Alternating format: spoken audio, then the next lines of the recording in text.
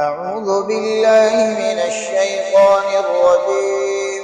بسم الله الرحمن الرحيم. ألم تر إلى الذين خرجوا من ديارهم وهم ألوف حذر الموت فقال لهم الله موتوا ثم أحياهم إن الله له فضل على الناس ولكن أكثر الناس لا يشكرون. وقاتلوا في سبيل الله واعلموا أن الله سميع عليم. من ذا الذي يقرض الله قرضا حسنا فيضاعفه له أضعافا كثيرة والله يقبض ويبسط وإليه ترجعون. ألم تر إلى الملأ من بني إسرائيل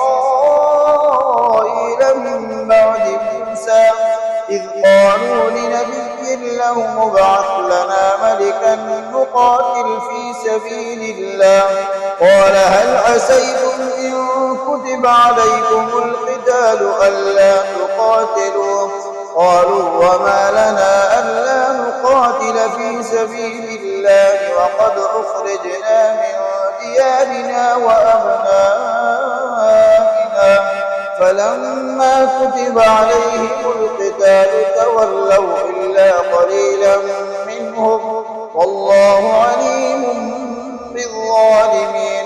وقال لهم نبيهم إن الله قد بعث لكم طالوت ملكا قالوا أنى يكون له الملك علينا ونحن أحق بالملك منه ولم يؤت سعة من المال قال إن الله اصطفاه عليكم وزاده بسطة في العلم والجسم والله يؤتي ملكه من يشاء والله واسع عليم.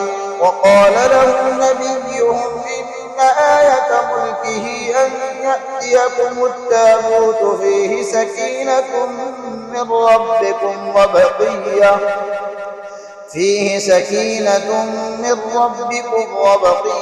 مما ترك آل موسى وآل هارون تحمله الملائكة إن في ذلك لآية لكم إن كنتم مؤمنين.